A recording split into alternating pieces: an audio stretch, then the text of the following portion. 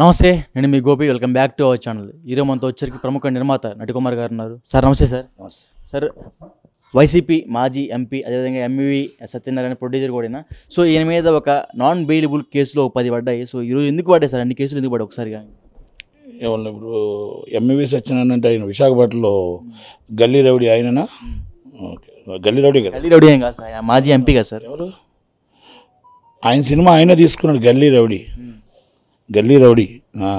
ఆయన సినిమా ఆయనే తీసుకున్నాడు. ఎంవి సత్యనారాయణ గారు ఎంపీ అంటే కాదు, మెంబర్ ఆఫ్ పార్లమెంట్. కానీ ఆ విలువ ఎవరికి ఇవ్వలేదు ఆయన. కబ్జాలంటే విశాఖపట్నం, దోచుకోవడం అంటే విశాఖపట్నం, దాచుకోవడం అంటే ఎంవి. ఆ స్టేజ్లో ఆయన మొత్తం టోటల్ క్రిస్టియన్ ల్యాండ్లు కానీ, వక్బోర్డ్ ల్యాండ్లు కానీ, ప్రజల ల్యాండ్లు కానీ మనుషులను పెట్టి, రౌడీలను పెట్టి, వైసీపీ గుండాలు పెట్టి దోచుకున్నాడు. ప్రజలు భయభ్రాంతులు చేశాడు. దాంట్లో కొంత వాటా విజయసాయి రెడ్డి గారికి, కొంత వాటా జగన్మోహన్ రెడ్డి గారికి, ఆ జీవీ అన్నయ్యని ఇదంతా కలిపి మొత్తం టోటల్ వైవి సుబ్బారెడ్డి గారికి విపరీతంగా పంపించాడు. పార్టీ మొత్తం ఉత్తరాంధ్ర ఆయనే ఖర్చు పెట్టాడు. ఆయన ఒక ఎలక్షన్కి 150 కోట్లు ఖర్చు పెట్టాడంట. ఎమ్మెల్యేకి ఆయనకి ఓటుకి 5,000 పంచాడు. ఓటుకి 5,000. ఇంటికి ఒక చీర పంచాడు. ఇంటికి ఒక స్వీట్ బాక్స్ పంచాడు. స్వీట్ బాక్స్ ఉంటుంది, అందులో మందులు గిందులు అన్నీ ఉంటాయి. స్వీట్ బాక్స్ పంపించాడు. అది దసరా. ఇంకా డిఫరెంట్ అందరికీ వాలంటీర్స్ని ఎలా వాడుకున్నాడు మొత్తం నియోజకవర్గం అంతా. దాదాపు ఇంటికి 5,000 పంచాడు. జాలార్పేట, పెద్ద జాలార్పేట, పితాని వీధి మొత్తం కొన్ని కోట్ల రూపాయలు వచ్చింది. ఎవరి సొమ్ము ఇది? కోట్ల కొన్ని లక్షల రూపాయలు పంచాడు. ఎవరి సొమ్ము ఇది అని అడుగుతున్నా. ఎవరి సొమ్ము? ప్రజల సొమ్ము. ఒక ఆమె అడిగింది, అమ్మ మీరు ఎంతమంది? మా 4 ఉన్నాం బాబు, 4,20,000 ఇచ్చారు. మరి ఎవరికి వేస్తారమ్మా అన్న?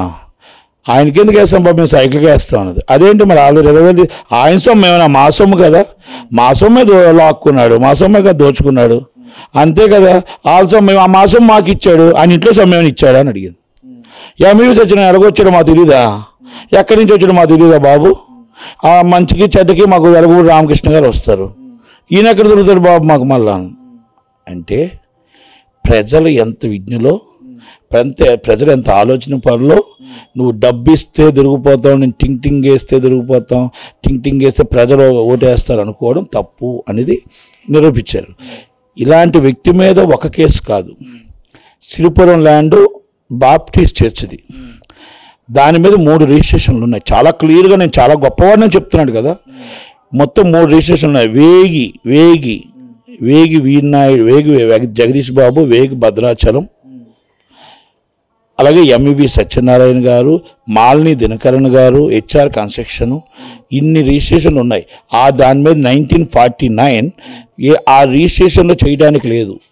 మద్రాస్ హైకోర్టు రూల్ ప్రకారం అది ఓన్లీ జీతబత్యాలంట, అంటే చర్చిల్ డెవలపింగ్ తప్ప చేయడానికి లేదు. అది కమిషనర్కి తెలుసు, సుజనా గారికి తెలుసుండి కూడా ఆమె పర్మిషన్ ఇచ్చింది. బొత్స సత్యనారాయణ గారు గవర్నమెంట్ ప్రోద్బలంతో పర్మిషన్లు అనేది 3 డాక్యుమెంట్లు ఉంటే పర్మిషన్ ఇస్తారా? 2 జిహెచ్ఎంసీ లెటర్లు ఉంటే నెంబర్లు ఉంటే పర్మిషన్ ఇస్తారా? అది బంగ్లా ఉంటే పర్మిషన్ మొత్తం డిస్మాంటిల్ చేశారు. ఎంత దారుణం అండి. అన్ని 22,500 గజాలు, ఆ 22,500 గజాలని మొత్తం టోటల్గా చాలా చీప్గా, అంటే అక్కడ మెంబర్స్ అందరికీ కొంత కాస్త డబ్బులు ఇచ్చి వాళ్ళందరినీ మేనేజ్ చేద్దామని చెప్పి సుప్రీంకోర్టు ఆర్డర్ ఉంది. సుప్రీంకోర్టు ఆర్డర్ ఏమన్నది? 2016, 2013 all lower court and cases and closed. Okay, early అది పాసిబుల్ 6 months లోపల ఆల్ కేసెస్ క్లోజ్ అవ్వాలి. ఎన్ కేస్ ఆ లోయర్ కోర్టులో కేసెస్ ఉంటే ఆయన స్టేటస్ కో మెయింటెనెన్స్ అండ్ జిల్లా కలెక్టర్ విశాఖపట్నం, ఆయన అత్యున్నత న్యాయస్థానం. మీరు కింద కోర్టులో కేసులు ఉంటే మీరు ఎలాగుందో ల్యాండ్ అలాగే ఉంచాలి, దీని మీద ఏ కట్టడాలు చేయకూడదు స్టేటస్ కో ఇచ్చింది.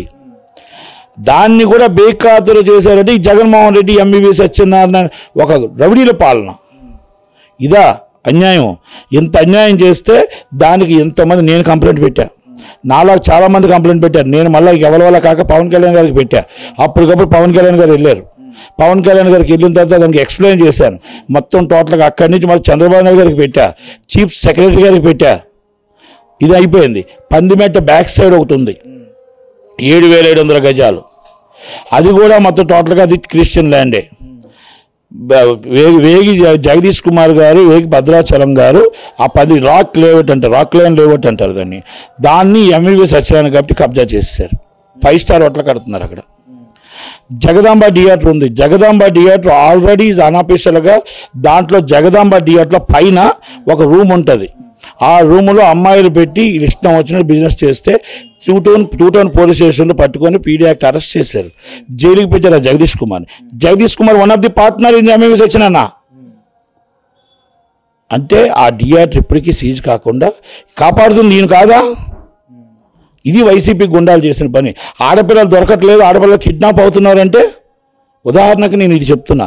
ఒక్కసారి ఈరోజు రైడింగ్ చేయమని నిజంగా సిగ్గుంటే ఈ పోలీసులు లంచాలు తీసుకోకుండా టూ టౌన్ పోలీసులు ఇప్పుడు వెళ్ళి జగదాంబ రైడ్ చేయమనండి. జగదాంబలో మీకు అండర్ గ్రౌండ్లో కూడా గృహాల్లో కూడా రూమ్లు ఉంటాయి. మరి ఇలాంటివన్నీ ఈ వైసీపీ గుండాలు అది నడిపించి అమ్మాయిల్ని ఒక ఎంప్లాయ్మెంట్కి తీసుకొచ్చి ఎంతమందిని మోసం చేసి ఎంతమంది 16 మంది అమ్మాయిలు పట్టుకున్నారు. పోలీస్ స్టేషన్లో పెట్టారు. అమ్మాయిలు రోధించారు. అమ్మాయిలు వెస్ట్ గోదావరి నుంచి అమ్మాయిలు వచ్చి, గురువారం నుంచి అమ్మాయిలు వచ్చి, ఎంతో అన్ని విట్నెస్లు ఉన్నాయి. మొత్తం టోటల్గా 30 రోజులు జైల్లో పెట్టారు. అలాంటి వాడితో పార్ట్నర్షిప్ ఎంవివి సత్యనారాయణ. ఈ జగదాంబ థియేటర్ సీజింగ్ చేయకుండా కూర్చున్నారంటే ఇప్పుడు దాకా. జగదాంబ థియేటర్ ఎందుకు సీజింగ్ చేయలేదు? థియేటర్ రన్ అవ్వట్లేదు అక్కడ. అమ్మాయిల బొమ్మలు రన్ అవుతున్నాయి ఆ థియేటర్లో. ఆ థియేటర్లో అమ్మాయిల సోగ్గాడు జగదీష్ కుమార్. టూ టౌన్లో కేసు చూడమనండి. కమిషనర్ కళ్ళు కనబడట్లేదా, నిద్రపోతున్నాడా? ఈ ఎంవివి సత్యనారాయణ అగాస్కాల్ని ఎంవివి సత్యనారాయణ ఆగడాలని అక్కడ నైట్ ఎక్కడ ఉంటున్నాడండి ఎంవివి సత్యనారాయణ? ఈ పైన రూమ్లోనే, జగదంబ పైన రూమ్లో ఉండట్లేదా? ఈయన ఎంవివి సత్యనారాయణ చాలా పెద్ద గొప్ప వ్యక్తి. మీరు మెంబర్ ఆఫ్ పార్లమెంట్ ఎంపీ అని చెప్తారా? మరి అదే అంటే మరి ఇప్పుడు నేను ఒకటి అడుగుతున్నా, నేను చెప్పిన అబద్ధం అయితే, ఈయన దమ్ము ధైర్యం ఉంటే, పోలీసులకు దమ్ము ధైర్యం ఉంటే జగదాంబ వేగి జగదీష్ కుమార్ మీద కేసు ఉందా లేదా? ఆ జగదీష్ కుమార్ మీద కేసుని మనం ఒక్కసారి తీసి ఆ అమ్మాయిలు ఎంతమంది మిస్సింగ్ అయ్యారు, ఎంతమందికి తాళి కట్టారు, ఎంతమంది ఆ అమ్మాయిలకు ఎంతమంది కేసులు పెట్టారు, టూ టౌన్ పోలీస్ స్టేషన్ 5 సార్లు జైలుకి వెళ్ళారు, ఆ జగదీష్ కుమార్ పార్ట్నర్ ఈయన కాదా అవునా? ఒక్కసారి ఆ జగదీష్ కుమార్ వీళ్ళందరూ కలిపి అదే జగదాంబ థియేటర్లో ఇప్పటికీ ఉంటున్నారా లేదా? ఇవన్నీ ఒక్కసారి మీటింగ్లు తీయమని. లేదు అంటే నేను మొత్తం డీటెయిల్స్ తీసుకొని నేను ఎక్కడికైనా డిబేట్కి వస్తాను. వీళ్ళకి దమ్ము ధైర్యం ఉంటే నన్ను రమ్మనండి. మీకు ఎంవివి గారికి పాత కక్షలు ఏమైనా ఉన్నాయా?